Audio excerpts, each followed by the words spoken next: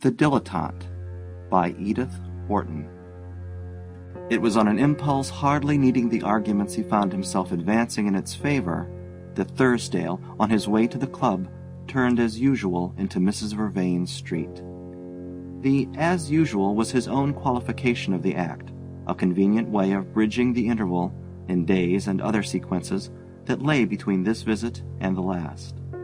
It was characteristic of him that he instinctively excluded his call 2 days earlier, with Ruth Gaynor, from the list of his visits to Mrs. Vervain.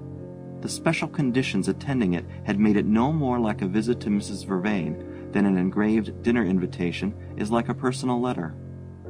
Yet it was to talk over his call with Miss Gaynor that he was now returning to the scene of that episode, and it was because Mrs. Vervain could be trusted to handle the talking over as skillfully as the interview itself that at her corner he had felt the dilettante's irresistible craving to take a last look at a work of art that was passing out of his possession. On the whole, he knew no one better fitted to deal with the unexpected than Mrs. Vervain. She excelled in the rare art of taking things for granted, and Thursdale felt a pardonable pride in the thought that she owed her excellence to his training.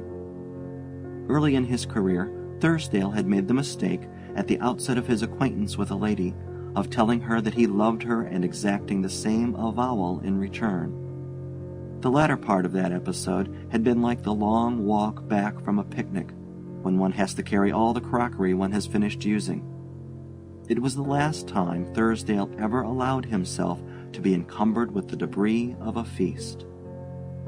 He thus incidentally learned that the privilege of loving her is one of the least favors that a charming woman can accord, and in seeking to avoid the pitfalls of sentiment, he had developed a science of evasion in which the woman of the moment became a mere implement of the game. He owed a great deal of delicate enjoyment to the cultivation of this art.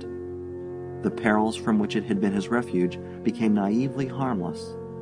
Was it possible that he who now took his easy way along the levels had once preferred to gasp on the raw heights of emotion? Youth is a high-colored season, but he had the satisfaction of feeling that he had entered earlier than most into that chiaroscuro of sensation where every half-tone has its value. As a promoter of this pleasure, no one he had known was comparable to Mrs. Vervain. He had taught a good many women not to betray their feelings, but he had never before had such fine material to work in. She had been surprisingly crude when he first knew her, capable of making the most awkward inferences, of plunging through thin ice, of recklessly undressing her emotions. But she had acquired, under the discipline of his reticences and evasions, a skill almost equal to his own, and perhaps more remarkable in that it involved keeping time with any tune he played and reading at sight some uncommonly difficult passages. It had taken Thursdale 7 years to form this fine talent, but the result justified the effort. At the crucial moment she had been perfect. Her way of greeting Miss Gaynor had made him regret that he had announced his engagement by letter. It was an evasion that confessed the difficulty, a deviation implying an obstacle, where, by common consent, it was agreed to see none. It betrayed, in short, a lack of confidence in the completeness of his method. It had been his pride never to put himself in a position which had to be quitted, as it were, by the back door. But here, as he perceived, the main portals would have opened for him of their own accord. All this and much more he read in the finished naturalness with which Mrs. Vervain had met Miss Gaynor. He had never seen a better piece of work. There was no over-eagerness, no suspicious warmth. Above all, and this gave her art the grace of a natural quality, there were none of those damnable implications whereby a woman, in welcoming her friend's betrothed, may keep him on pins and needles while she laps the lady in complacency. So masterly a performance indeed hardly needed the offset of Miss Gaynor's doorstep words. "To be so kind to me, how she must have liked you," though he caught himself wishing it lay within the bounds of fitness to transmit them as a final tribute to the one woman he knew who was unfailingly certain to enjoy a good thing. It was perhaps the one drawback to his new situation that it might develop good things which it would be impossible to hand on to Margaret Vervain. The fact that he had made the mistake of underrating his friend's powers, the consciousness that his writing must have betrayed his distrust of her efficiency, seemed an added reason for turning down her street instead of going on to the club. He would show her that he knew how to value her. He would ask her to achieve with him a feat infinitely rarer and more delicate than the one he had appeared to avoid. Incidentally, he would also dispose of the interval of time before dinner. Ever since he had seen Miss Gaynor off an hour earlier on her return journey to Buffalo, he had been wondering how he should put in the rest of the afternoon. It was absurd how he missed the girl. Yes, that was it.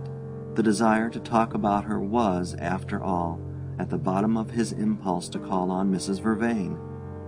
It was absurd, if you like, but it was delightfully rejuvenating. He could recall the time when he had been afraid of being obvious. Now he felt that his return to the primitive emotions might be as restorative as a holiday in the Canadian woods. And it was precisely by the girl's candor, her directness, her lack of complications, that he was taken. The sense that she might say something rash at any moment was positively exhilarating. If she had thrown her arms about him at the station, he would not have given a thought to his crumpled dignity. It surprised Thursdale to find what freshness of heart he brought to the adventure, and though his sense of irony prevented his ascribing his intactness to any conscious purpose, he could but rejoice in the fact that his sentimental economies had left him such a large surplus to draw upon. Mrs. Vervain was at home, as usual. When one visits the cemetery, one expects to find the angel on the tombstone, and it struck Thursdale as another proof of his friend's good taste that she had been in no undue haste to change her habits. The whole house appeared to count on his coming. The footman took his hat and overcoat as naturally as though there had been no lapse in his visits, and the drawing-room at once enveloped him in that atmosphere of tacit intelligence which Mrs. Vervain imparted to her very furniture. It was a surprise that, in this general harmony of circumstances, Mrs. Vervain should herself sound the first false note. "You!" she exclaimed, and the book she held slipped from her hand. It was crude, certainly, unless it were a touch of the finest art. The difficulty of classifying it disturbed Thursdale's balance. "Why not?" he said, restoring the book. "Isn't it my hour?"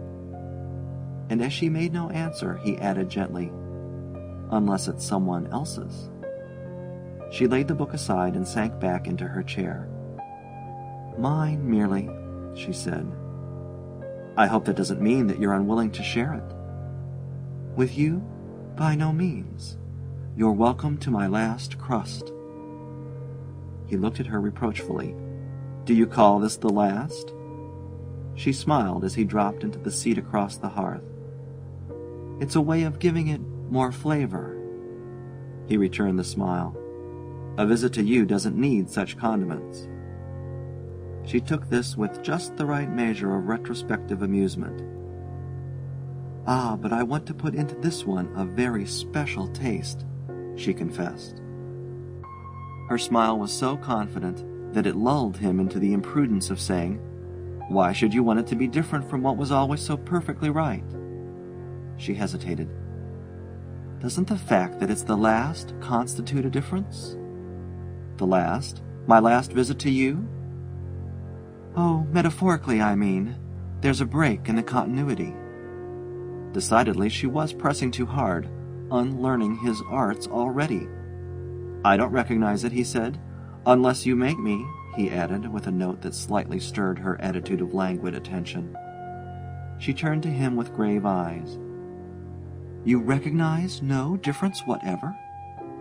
"None, except an added link in the chain." "An added link?" "In having one more thing to like you for. You're letting Miss Gaynor see why I had already so many." He flattered himself that this turn had taken the least hint of fatuity from the phrase. Mrs. Vervain sank into her former easy pose. Was it that you came for?" she asked, almost gaily. "If it is necessary to have a reason, that was one." "To talk to me about Miss Gaynor?" "To tell you how she talks about you." "That will be very interesting, especially if you have seen her since her second visit to me." "Her second visit?" Thursdale pushed his chair back with a start and moved to another. "She came to see you again?" "This morning, yes, by appointment." He continued to look at her blankly. "You sent for her?" "I didn't have to. She wrote and asked me last night. But no doubt you have seen her since." Thursdale sat silent. He was trying to separate his words from his thoughts, but they still clung together inextricably. "I saw her off just now at the station." "And she didn't tell you that she had been here again?" "There was hardly time, I suppose. There were people about," he floundered. "Ah, she'll write then." He gained his composure. "Of course she'll write, very often, I hope. You know I'm absurdly in love," he continued audaciously. She tilted her head back, looking up at him as he leaned against the chimney-piece. He had leaned there so often that the attitude touched a pulse which set a throbbing in her throat. "Oh, my poor Thursdale," she murmured. "I suppose it's rather ridiculous," he owned, and as she remained silent, he added with a sudden break, "Or have you another reason for pitying me?" Her answer was another question. "Have you been back to your rooms since you left her?" "Since I left her at the station? I came straight here." "Ah, yes, you could. There was no reason." Her words passed into a silent musing. Thursdale moved nervously nearer. "You said you had something to tell me?" "Perhaps I had better let her do so. There may be a letter at your rooms." "A letter? What do you mean? A letter from her? What has happened?" His paleness shook her, and she raised a hand of reassurance. "Nothing has happened. Perhaps that is just the worst of it. You always hated, you know," she added incoherently, "to have things happen. You never would let them." "And now?" "Well, that was what she came here for. I supposed you had guessed. To know if anything had happened." "Had happened?"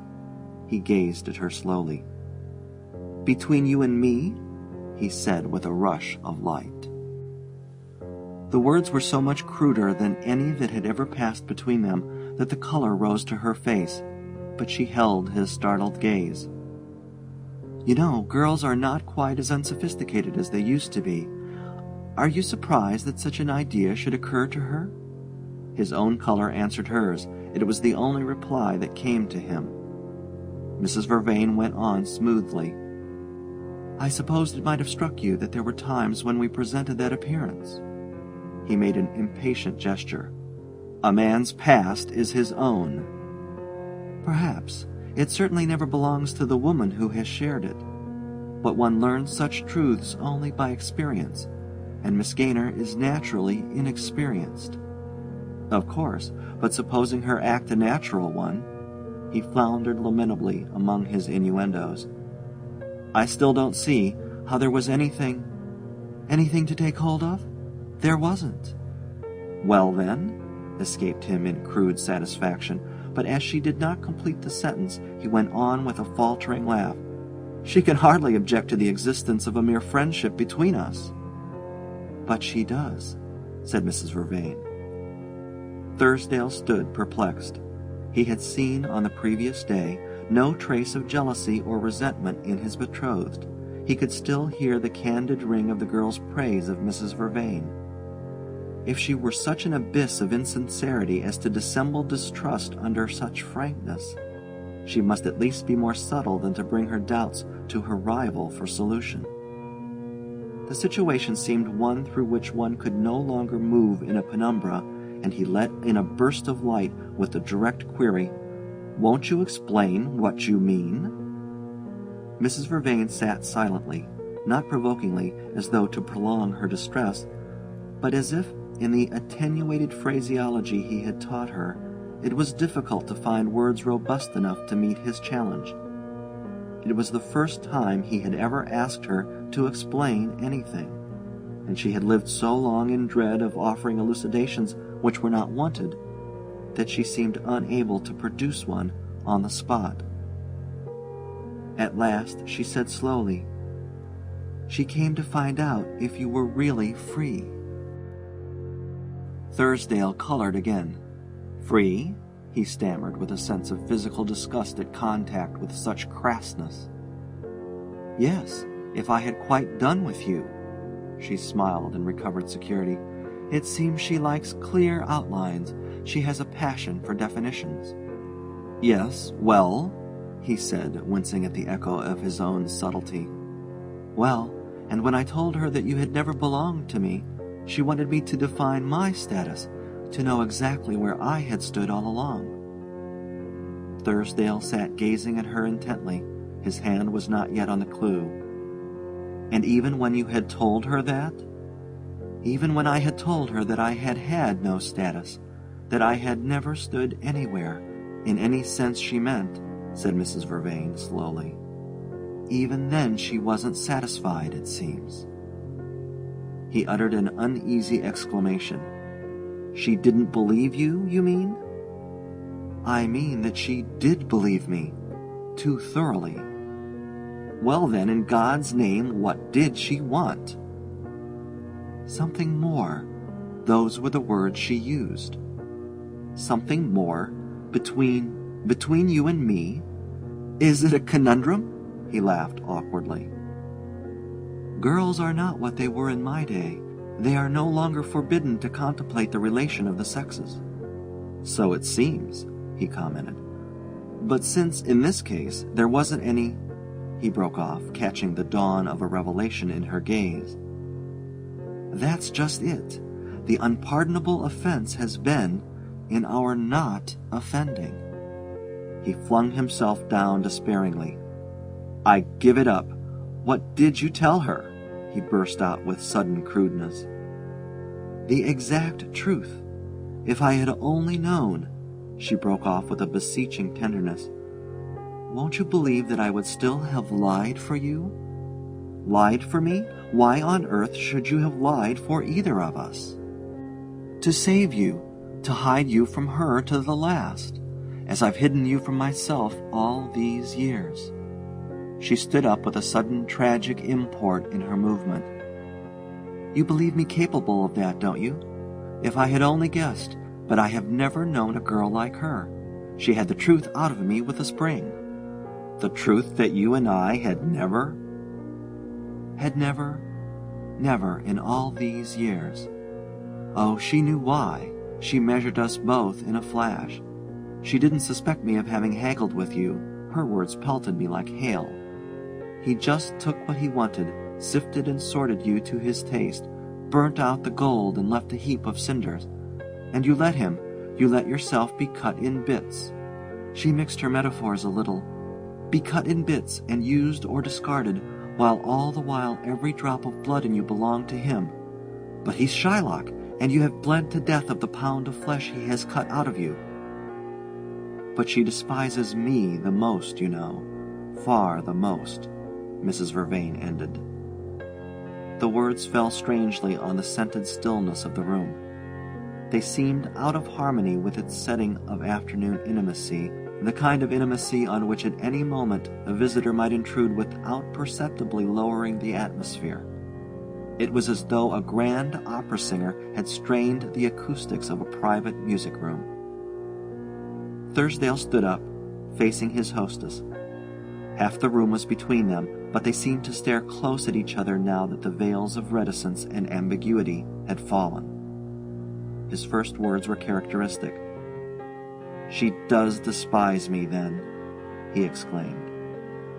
"She thinks the pound of flesh you took was a little too near the heart." He was excessively pale. "Please tell me exactly what she said of me." "She did not speak much of you. She is proud, but I gather that while she understands love or indifference, her eyes have never been open to the many intermediate shades of feeling. At any rate, she expressed an unwillingness to be taken with reservations. She thinks you would have loved her better if you had loved someone else first. The point of view is original. She insists on a man with a past. Oh, a past. If she's serious, I could rake up a past, he said with a laugh. So I suggested, but she has her eyes on this particular portion of it. She insists on making it a test case.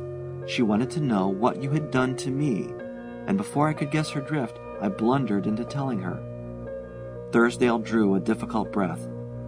I never supposed. Your revenge is complete, he said slowly. He heard a little gasp in her throat. My revenge? When I sent for you to warn you, to save you from being surprised as I was surprised? You're very good, but it's rather late to talk of saving me. He held out his hand in the mechanical gesture of leave-taking. How you must care, for I never saw you so dull, was her answer. Don't you see that it's not too late for me to help you? And as he continued to stare, she brought out sublimely, Take the rest in imagination. Let it at least be of that much use to you. Tell her I lied to you. She's too ready to believe it, and so, after all, in a sense, I shan't have been wasted. His stare hung on her, widening to a kind of wonder.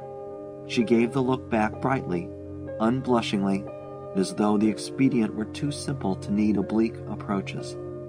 It was extraordinary how a few words had swept them from an atmosphere of the most complex dissimulations to this contact of naked souls. It was not in Thursdale to expand with the pressure of fate, but something in him cracked with it, and the rift let in new light. He went up to his friend and took her hand. You would do it. You would do it. She looked at him, smiling, but her hand shook. Goodbye, he said, kissing it. Goodbye? You are going? To get my letter. Your letter? The letter won't matter if you will only do what I ask. He returned her gaze. I might, I suppose, without being out of character. Only, don't you see that if your plan helped me, it could only harm her? Harm her? To sacrifice you wouldn't make me different. I shall go on being what I have always been, sifting and sorting, as she calls it. Do you want my punishment to fall on her? She looked at him long and deeply. If I had to choose between you. You would let her take her chance, but I can't, you see. I must take my punishment alone. She drew her hand away, sighing. Oh, there will be no punishment for either of you. For either of us? There will be the reading of her letter for me. She shook her head with a slight laugh. There will be no letter. Thursdale faced about from the threshold with fresh life in his look. No letter? You don't mean... I mean that she's been with you since I saw her. She's seen you and heard your voice. If there is a letter, she has recalled it. From the first station, by telegraph. He turned back to the door, forcing an answer to her smile. But in the meanwhile, I shall have read it, he said. The door closed on him, and she hid her eyes from the dreadful emptiness of the room. End of The Dilettante by Edith Wharton.